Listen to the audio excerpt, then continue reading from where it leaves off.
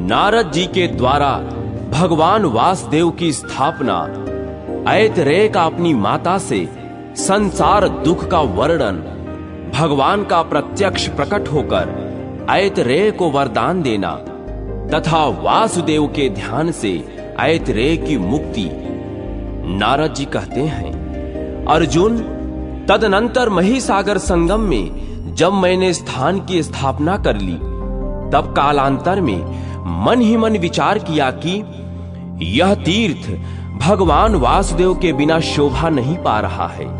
ठीक उसी तरह जैसे बिना सूर्य के संसार सुशोभित नहीं होता, भगवान विष्णु भूषण के भी भूषण हैं। जिस तीर्थ में, जिस घर में, जिस हृदय में तथा जिस शास्त्र में मेरे स्वामी भगवान विष्णु नहीं हैं, वह सब असत है। इसलिए वरदायक भगवान पुरुषोत्तम को प्रसन्न करके संपूर्ण विश्व पर अनुग्रह करने की कामना से इस तीर्थ में उन्हें साक्षात कला सहित ले जाऊंगा। ऐसा विचार कर मैं वहीं ठहर गया और ज्ञान योग के द्वारा योगीश्वर श्री हरि को संतुष्ट करने के लिए 100 वर्षों तक आराधना करता रहा। संपूर्ण इंद्रियों को अपने वश में करके वासुदेव में होकर सब प्राणियों पर कृपा रखते हुए अष्टाक्षर मंत्र के जप में लगा रहा। इस प्रकार मेरे आराधना करने पर गरुड़ पर बैठे हुए भगवान श्री हरि ने कोटि कोटि गणों के साथ आकर मुझे प्रत्यक्ष दर्शन दिया। तब मैंने श्री हरि को विधि पूर्वक अर्घ्य दे प्रणाम कर दोनों हाथ जोड़कर कहा, प्रभो, पूर्व काल में श्वेत दीप नामक धाम में मैंने आपके अजन्मा सनातन नर नारायणात्मक स्वरूप का दर्शन किया है। जनार्दन, उसी रूप की एक कला यहाँ स्थापित कीजिए। भगवान, यदि आप प्रसन्न हैं तो मेरी यह प्रार्थना स्वीकार करें। मेरे इस प्रकार प्रार्थना करने पर भगवान गरुड़ ध्वज ने कहा, ब्रह्मपुत्र नारद, तुम्हारे हृदय में जिस आकांक्षा का उदय हुआ है वह उसी रूप में पूर्ण हो। मुझे इस तीर्थ में सदैव निवास करना है। यों कहकर श्री विष्णु प्रतिमा में अपनी कला स्थापित करके भगवान विष्णु जब चले गए, तब मैंने संपूर्ण विश्व पर अनुग्रह करने की इच्छा से उनके श्री अर्चा विग्रह की स्थापना की।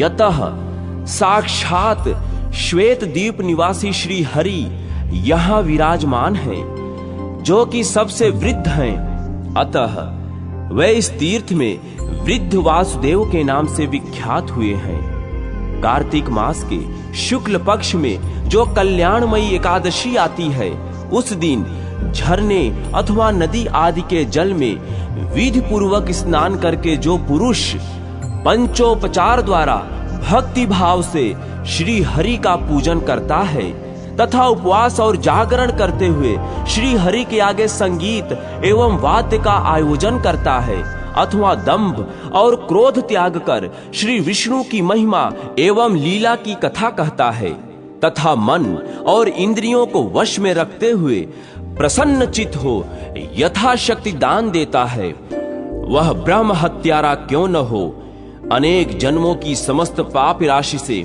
मुक्त हो जाता है। इसके सिवा वह अंत में गरुण संबंधी विमान के द्वारा साक्षात वैकुंठ धाम को प्राप्त होता है। श्रद्धा पूर्वक, प्रसन्नता पूर्वक, उत्साह के साथ, आंतरिक अभिलाषा से अहंकार छोड़कर भगवान को स्नान कराकर उन्हें धूप चंदन चढ़ाकर पुष्प और नैवेद्य समर्पण कर अर्घदान देकर प्रत्येक प्रहर में अत्यंत भक्ति भाव से भगवान की आरती उतारकर चंवर डुलाने का आनंद लेते हुए, भेरी बजाते हुए, पुराण कथा श्रवण पूर्वक भक्ति युक्त नृत्य करके नींद से दूर रहकर शुद्धा पिपासा तथा रसास्वादन की इच्छा से रहित होकर भगवत चारण बिंदों की सुगंध को सूंघते हुए भगवत प्रिय रात्रि संगीत का आयोजन करके भगवत तीर्थ में जाकर प्राणायाम पूर्वक, ब्रह्मचर्य के पालन पूर्वक स्तोत्र पाठ के साथ भगवान के चरणोद को ग्रहण करते हुए, सत्य भाषण पूर्वक सत्संग का लाभ उठाते हुए तथा पुण्य वार्ता, कथा, उपदेश आदि के सहित इन 25 विशेषताओं के साथ जो मनुष्य एकादशी की रात में भगवान के समीप जागरण करता है, वह फिर इस भूमि में जन्म नहीं लेता। पूर्व काल की बात है, इस श्रेष्ठ तीर्थ में एक ऐतरेय नामक ब्राह्मण रहते थे। उन परम भाग्यशाली ब्राह्मण देवता ने यहीं भगवान वासुदेव की कृपा सिद्धि प्राप्त की थी। अर्जुन ने पूछा, मुने, ऐतरेय किसके पुत्र थे? उनका निवास स्थान कहां था? परम बुद्धिमान ऐतरेय ने किस प्रकार भगवान वासुदेव के प्रसाद से सिद्धि प्राप्त की? नारद जी ने कहा, कुंती नंदन, यही मेरे द्वारा स्थापित स्थान में जो हारीत मुनि रहते थे, उन्हीं के वंश में एक श्रेष्ठ ब्राह्मण उत्पन्न हुए जो मांडुकी नाम से विख्यात थे। वे वेद वेदांगों के पारंगत पंडित थे। उनके इतरा नाम वाली पत्नी थी जो नारी के समस्त सद्गुणों से सुशोभित थी। उसके गर्भ से जो पुत्र हुआ उसी का नाम ऐतरेय था। ऐतरेय बाल्यावस्था से ही निरंतर द्वादशाक्षर मंत्र ओम नमो भगवते वासुदेव का जप करता था। उसे पूर्व जन्म में ही इस मंत्र की शिक्षा मिली थी। वह न तो किसी की बात सुनता था, न स्वयं कुछ बोलता था और न अध्ययन ही किया करता था। इससे सबको निश्चय हो गया कि यह बालक गूंगा है।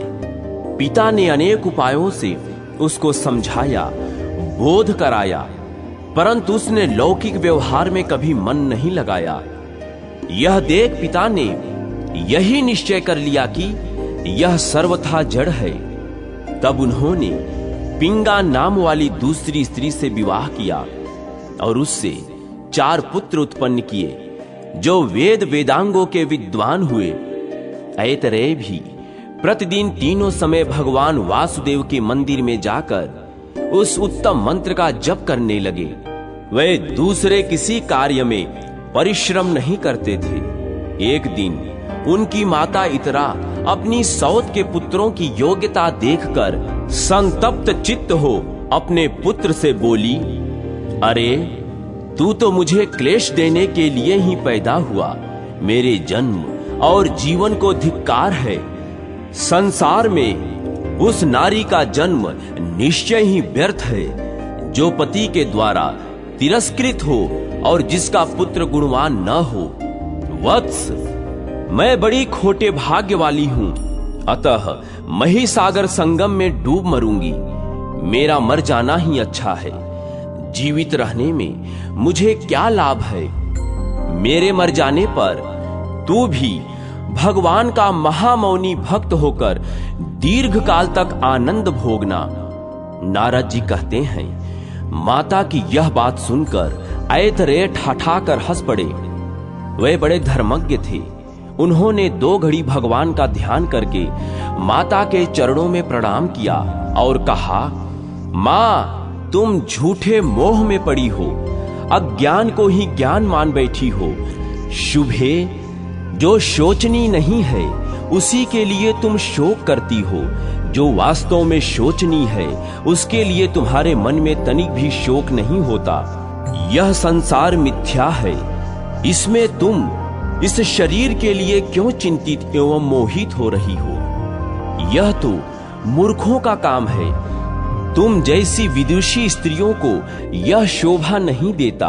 संसार में सार्वतत्व तो कुछ और ही है, किंतु अज्ञान से मोहित मनुष्य किसी और ही असार वस्तु को सार समझते हैं। तुम इस मानव शरीर को यदि सार मानती हो तो लो, इसकी भी असारता सुनो। यह जो मानव शरीर है, यह गर्भ से लेकर मृत्यु पर्यंत सदा अत्यंत कष्टप्रद है। यह शरीर एक प्रकार का घर है। हड्डियों का समूह ही इस भार को संभालने वाला खंभा है। नाड़ी जाल रूपी रस्सियों से ही इसे बांधा गया है।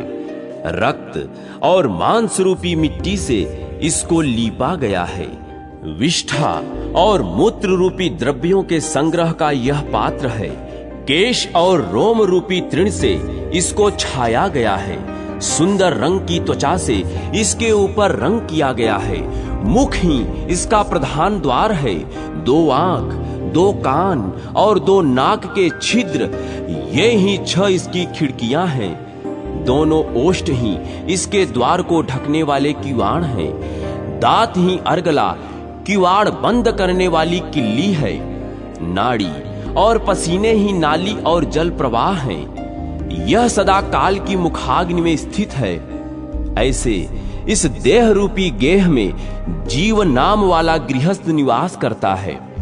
इस घर में त्रिगुणमयी प्रकृति ही उसकी पत्नी है तथा क्रोध, अहंकार, काम, ईर्ष्या और लोभ आदि ही उक्त गृहस्थ की संतान है। हाय, कितने कष्ट की बात है कि जीव इस देह गेह की मोह माया से मूढ़ होकर तदनुकूल बर्ताव करता है। उसका जिस जिस विषय में जैसे मोह होता है वह सब बताता हूं, सुनो।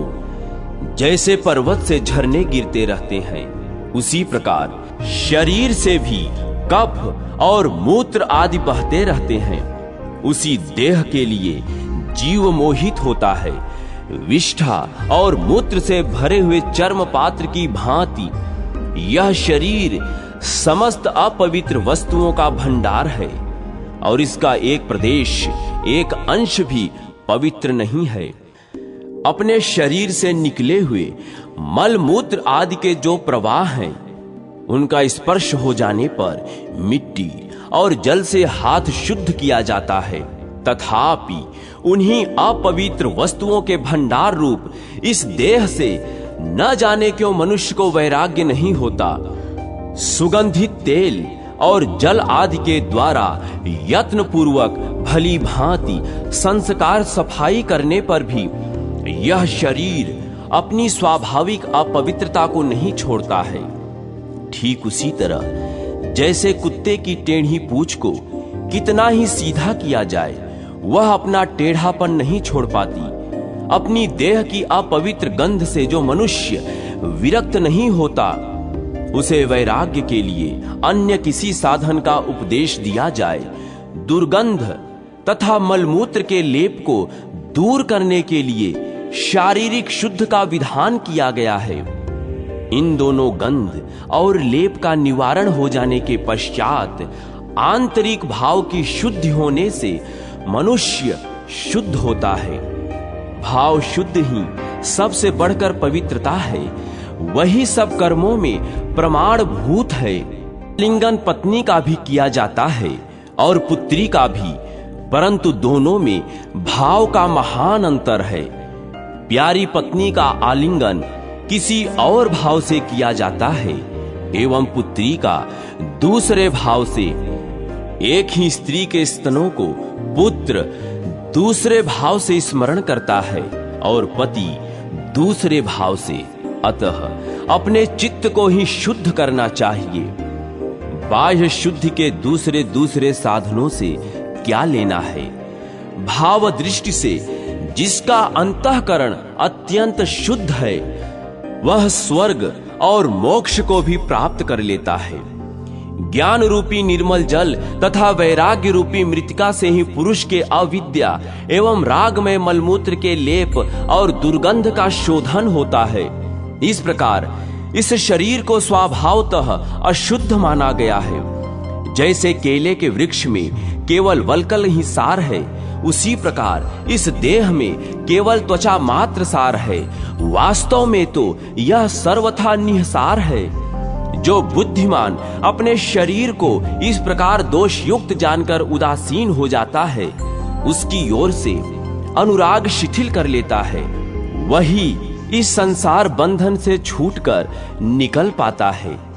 किंतु जो दृढ़ता पूर्वक इस शरीर को पकड़े हुए रहता है, इसका मोह नहीं छोड़ता, वह संसार में ही पड़ा रह जाता है। इस प्रकार यह मानव जन्म लोगों के अज्ञान दोष से तथा नाना कर्मवशात दुख स्वरूप और महान कष्टप्रद बताया गया है। जैसे बड़े भारी पर्वत से दबा हुआ कोई प्राणी बड़े कष्ट से पीड़ित रहता है, उसी प्रकार गर्भ की झिल्ली में बंधा हुआ मनुष्य महान कष्ट से वहां ठहर पाता है। जैसे समुद्र में गिरा हुआ कोई मनुष्य अत्यंत व्याकुल होकर बड़े भारी दुख से घिर जाता है, उसी प्रकार गर्भगत जल से भीगे हुए अंगों वाला गर्भस्थ शिशु अत्यंत व्याकुल रहता है। जैसे किसी को लोहे के घड़े में रखकर आग से पकाया जाता है, वैसे ही गर्भरूपी घट में डाला हुआ जीव जठरानल की आंच से पकता रहता है। यदि आग के समान दहकती हुई सुइयों से किसी को निरंतर छेदा जाए तो उसे जितनी पीड़ा हो सकती है, उससे 8 गुनी पीड़ा गर्भ में भोगनी पड़ती है। इस प्रकार स्थावर जंगम सभी प्राणियों को अपने अपने गर्भ के अनुरूप यह महान गर्भ दुख प्राप्त होता है, ऐसा कहा गया है। गर्भ में स्थित होने पर सभी को अपने पूर्व जन्मों का स्मरण हो आता है। उस समय जीव इस प्रकार सोचता है, अहो मैं मरकर पुनः उत्पन्न हुआ और उत्पन्न होकर पुनः मृत्यु को प्राप्त हुआ। जन्म से लेकर मैंने सहस्त्रों योनियों का दर्शन किया है। इस समय जन्म धारण करते ही मेरे पूर्व संस्कार जाग उठे हैं। अतः अब मैं ऐसे कल्याणकारी साधन का अनुष्ठान करूंगा जिसे पुनः मेरा गर्भवास न हो। संसार बंधन को दूर करने वाले भगवदीय तत्व ज्ञान का मैं चिंतन करूंगा। इस प्रकार उस दुख से छूटने के उपाय पर विचार करता हुआ गर्भस्थ जीव चिंता मग्न रहता है। जब उसका जन्म होने लगता है, उस समय तो उसे गर्भ की अपेक्षा भी कोटि गुना अधिक दुख होता है। गर्भवास के समय जो सद्बुद्धि जागृत हुई रहती है, वह जन्म हो जाने पर नष्ट हो जाती है। बाहर की हवा लगते ही मूढ़ता आ जाती है। मोहग्रस्त होने पर शीघ्र ही उसकी स्मरण शक्ति का नाश हो जाता है। स्मरण शक्ति नष्ट होने पर पूर्व कर्मवशात जीव का पुनः उसी जन्म के शरीर आदि में अनुराग हो जाता है। इस प्रकार राग और मोह के वशीभूत हुआ वह संसार में न करने योग्य पापादि कर्मों में लग जाता है। उनमें फंसकर न तो वह अपने को जान पाता है, न दूसरे को जानता है और न किसी देवता को ही कुछ समझता है। अपने परम कल्याण की बात तक नहीं सुनता, आंख रहते हुए भी नहीं देखता। समतल मार्ग पर धीरे धीरे चलते हुए भी वह पग पग पर लड़खड़ाता है। विद्वानों के समझाने पर भी, बुद्धि रहते हुए भी वह नहीं समझ पाता। इसीलिए राग और मोह के वशीभूत होकर संसार में क्लेश उठाता रहता है। जन्म लेने पर गर्भकाल में जागृत हुई पूर्व जन्म की स्मृति अथवा गर्भ के दुखों की स्मृति नहीं रहती। इसीलिए महर्षियों ने गर्भ दुख का निरूपण करने के लिए शास्त्रों का प्रतिपादन किया है। वे शास्त्र स्वर्ग और मोक्ष के उत्तम साधन हैं। सब कार्यों और प्रयोजनों को सिद्ध करने वाले इस शास्त्र ज्ञान के रहते हुए भी लोग उससे अपने कल्याण का साधन नहीं करते। यह अत्यंत अद्भुत बात है। बाल्यावस्था में इंद्रियों की वृत्तियां अव्यक्त रहती हैं। इसीलिए जीव उस समय के महान दुख को बताने की इच्छा होने पर भी बता नहीं सकता और न उस दुख के निवारण के लिए कुछ ही कर सकता है। फिर जब दांत उठने लगता है तब उसे महान कष्ट भोगना पड़ता है। मौल रोग, सिर दर्द, नाना प्रकार के बाल रोग तथा पूतना आदि बाल ग्रह आदि से भी बालक को बड़ी पीड़ा होती है। भूख प्यास की पीड़ा से उसके सब अंग व्याकुल रहते हैं तथा वह कहीं खाट आदि पर पड़ा हुआ रोता रहता है। इसके बाद जब वह कुछ बड़ा होता है तब अक्षरों के अध्ययन आदि से गुरु के शासन से उसको महान दुख होता है। युवावस्था में रागोन्नमत पुरुष की संपूर्ण इंद्रिय वृत्तियां काम तथा राग की पीड़ा से सदा मत वाली रहती हैं। अतः उसे भी कहां से सुख प्राप्त हो सकता है। मोहवश पुरुष को यदि कहीं अनुराग हो जाता है तो ईर्ष्या के कारण उसे बड़ा भारी दुख होता है। जो उन्मत्त और क्रोधी है उसका कहीं भी राग होना केवल दुख का ही कारण है। रात में कामाग्नि जनित खेद से पुरुष को निद्रा नहीं आती। दिन में भी द्रव्योपार्जन की चिंता लगी रहने के कारण उसे सुख नहीं मिल सकता। स्त्रियां सब दोषों का आश्रय हैं। यही बात भली भांति जान लेने पर भी जो लोग उनमें मैथुन से सुख मानते हैं, उनका वह सुख मलमूत्र त्याग के सदृश ही माना गया है। सम्मान अपमान से, प्रियजनों का संयोग वियोग से तथा जवानी वृद्धावस्था से ग्रस्त है। निर्विघ्न सुख कहां है। युवावस्था का शरीर एक दिन जरावस्था से जर्जर होकर नष्ट हो जाता है। उसके बदन में झुर्रियां पड़ जाती हैं, सिर के बाल सफेद हो जाते हैं और शरीर बहुत ढीला ढाला हो जाता है। स्त्री और पुरुष का वही रूप जो जवानी के दिनों में एक दूसरे का आधार था, जराग्रस्त हो जाने पर दोनों में किसी को भी प्रिय नहीं लगता। बुढ़ापे से दबा हुआ पुरुष असमर्थ होने के कारण पत्नी, पुत्र आदि बंधु बांधवों द्वारा, दुराचारी सेवकों द्वारा भी अपमानित होता है।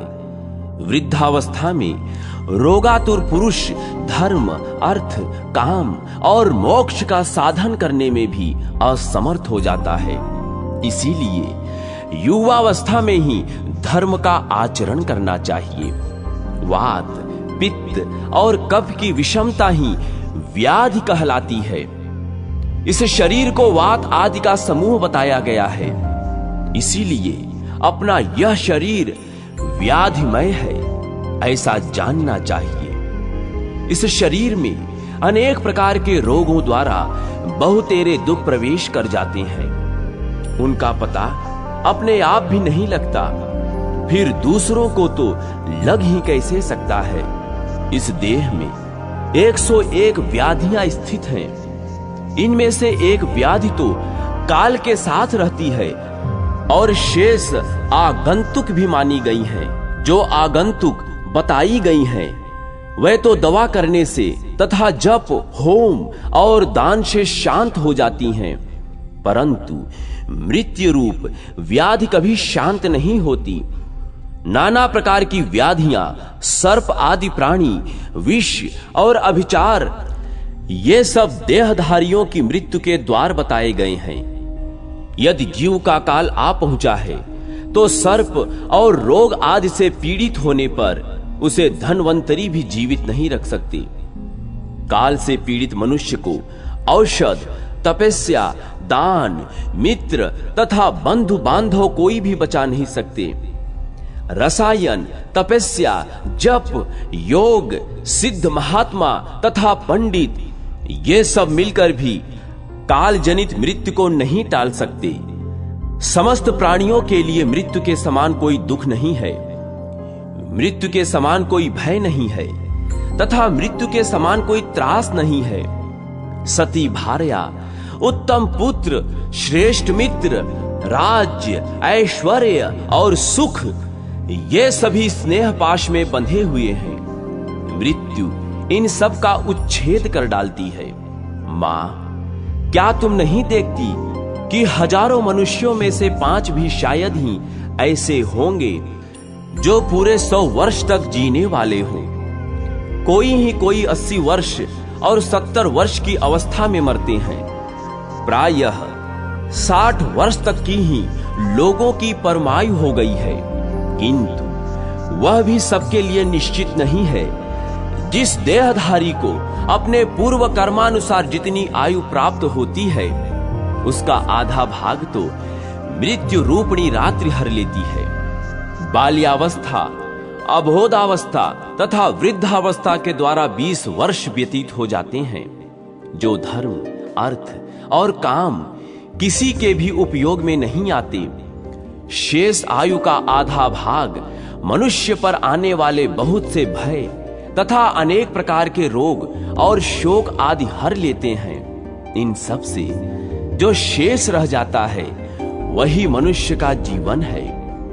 इस जीवन की समाप्ति होने पर मनुष्य अत्यंत भयंकर मृत्यु को प्राप्त होता है। मृत्यु के बाद वह पुनः करोड़ों योनियों में जन्म ग्रहण करता है। कर्मों के गणना के अनुसार देह भेद से जो जीव का एक शरीर से वियोग होता है उसे मृत्यु नाम दिया गया है। वास्तव में उससे जीव का विनाश नहीं होता। मृत्यु के समय महान मोह को प्राप्त हुए जीव के मर्म स्थान जब विदीर्ण होने लगते हैं, उस दशा में उसे जो बड़ा भारी कष्ट भोगना पड़ता है उसकी संसार में कहीं उपमा नहीं है। जैसे सांप मेढक को निगल जाता है, उसी प्रकार मृत्यु जब मनुष्य को निगलने लगती है उस समय वह हा तात, हा मातः, हा कांते इत्यादि रूप से पुकारता हुआ अत्यंत दुखी हो कर रोता है। भाई बंधुओं से साथ छूट रहा है, प्रेमी जन उसे चारों ओर से घेर कर खड़े हैं। वह सूखते हुए मुख से गरम गरम लंबी सांस खींचता है। चारपाई पर चारों ओर बार बार करवट बदलता है। पीड़ा से मोहित होकर बड़े वेग से इधर उधर हाथ फेंकता है। खाट से भूमि पर और भूमि से खाट पर तथा फिर भूमि पर आना चाहता है।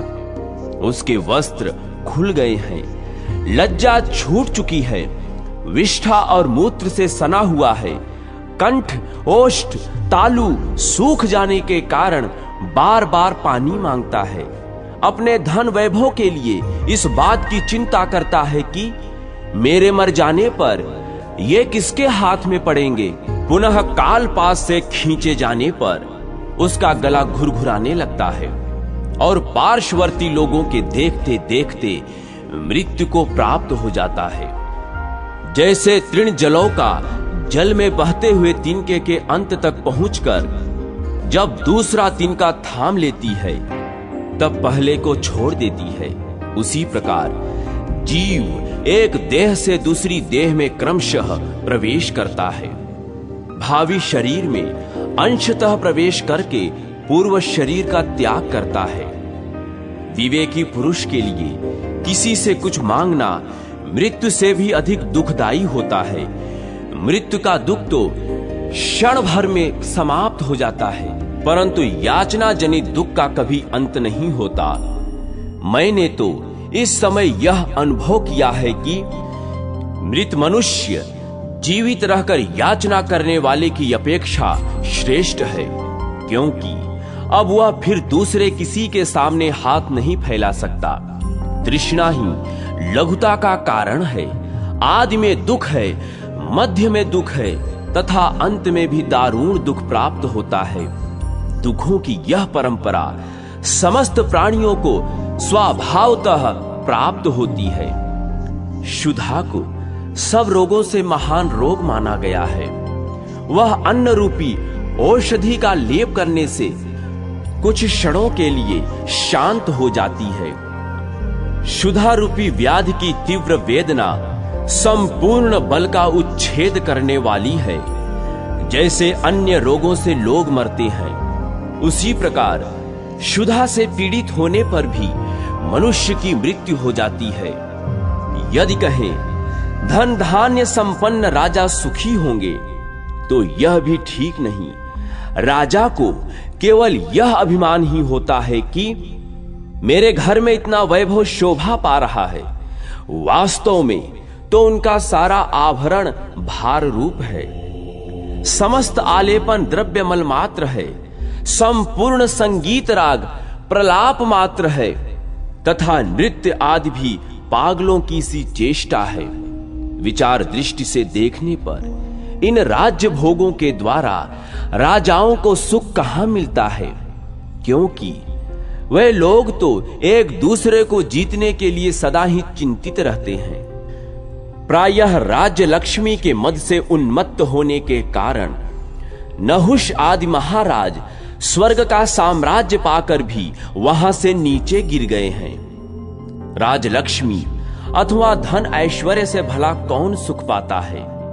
मनुष्य स्वर्ग लोक में जो पुण्य फल भोगते हैं वह अपने मूल धन को गंवाकर ही भोगते हैं, क्योंकि वहां वे दूसरा नवीन कर्म नहीं कर सकते। यही स्वर्ग में अत्यंत भयंकर दोष है। जैसे वृक्ष की जड़ काट देने पर वह विवश होकर पृथ्वी पर गिर पड़ता है, उसी प्रकार पुण्य रूपी मूल का क्षय हो जाने पर स्वर्गवासी जीव पुनः पृथ्वी पर गिर पड़ते हैं। इस तरह विचार पूर्वक देखा जाए तो स्वर्ग में भी देवताओं को कोई सुख नहीं है।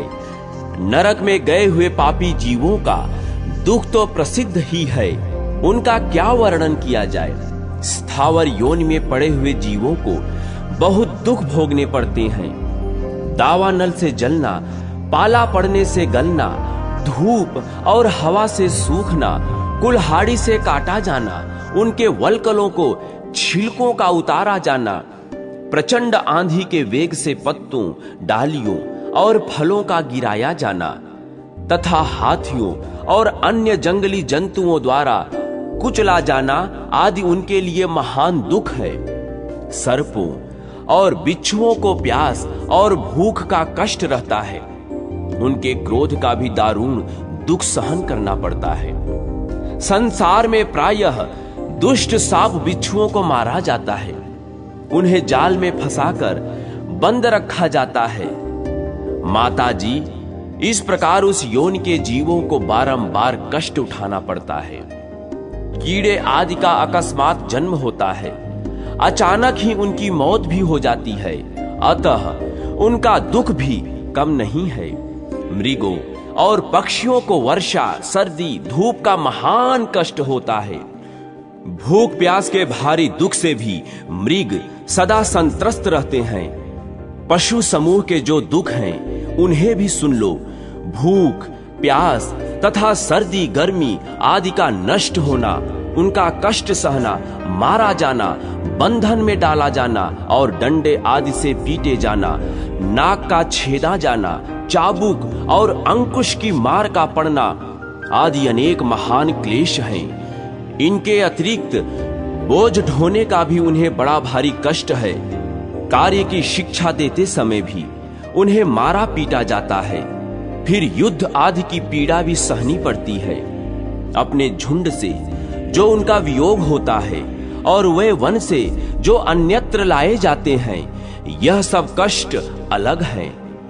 दुर्भिक्ष, दुर्भाग्य का प्रकोप, मूर्खता, दरिद्रता, नीच ऊंच का भाव, मृत्यु, राष्ट्र विप्लव, एक राज्य का नाश करके दूसरे राज्य की स्थापना, पारस्परिक अपमान का दुख, आपस में एक दूसरे से धन वैभव या मान प्रतिष्ठा में बढ़ जाने का कष्ट, अपनी प्रभुता का सदा स्थिर न रहना, ऊंचे चढ़े हुए लोगों का नीचे गिराया जाना इत्यादि महान दुखों से यह संपूर्ण चराचर जगत व्याप्त है। जैसे इस कंधे का भार उस कंधे पर कर देने को मनुष्य विश्राम समझता है, उसी प्रकार इस लोक में एक दुख दूसरे दुख से ही शांत होता है। अतः एक दूसरे से ऊंची स्थिति में स्थिर हुए इस संपूर्ण जगत को दुखों से भरा हुआ जानकर उसकी ओर से अत्यंत उद्विग्न हो जाना चाहिए। उद्वेग से वैराग्य होता है, वैराग्य से ज्ञान प्रकट होता है तथा ज्ञान से परमात्मा विष्णु को जानकर मनुष्य मोक्ष प्राप्त कर लेता है। मां, जैसे कौवे के अपवित्र स्थान में विशुद्ध राजहंस नहीं रह सकता, उसी प्रकार ऐसे दुख में संसार में मैं तो कभी रम नहीं सकता। मैया, जहां रहकर मैं बिना किसी विघ्न बाधा के आनंद पूर्वक रह सकता हूं, वह स्थान भी बताता हूं। सुनो, अविद्या रूपी वन तो बड़ा भयंकर है। उसमें नाना प्रकार के कर्म में बड़े बड़े वृक्ष खड़े हैं। वहां संकल्पों के डांस और मच्छर बहुत हैं। शोक और हर्ष की वहां सर्दी और धूप है। उस वन में मोह का घना अंधकार छाया रहता है। वहां लोभ रूपी सांप और बिच्छू रहते हैं। विषयों के मार्गों से वह प्रदेश व्याप्त है। काम और क्रोध रूपी बधिक तथा लुटेरे उसमें सदा डेरा डाले रहते हैं। उस महादुख में विशाल वन को लांघकर अब मैं एक ऐसे महान विपिन में प्रवेश कर चुका हूं, जहां पहुंचकर उसके तत्व को जानने वाले ज्ञानी पुरुष न शोक करते हैं न हर्ष। वहां किसी से भय नहीं है, किसी को भी भय नहीं है। उस विद्या रूपी वन में 7 बड़े भारी वृक्ष हैं। वहां 7 ही पर्वत हैं, जिन्होंने तीनों लोकों को धारण कर रखा है। 7 ह्रद कुंड हैं और 7 ही नदियां हैं, जो सदा ब्रह्म रूप जल बहाया करती हैं।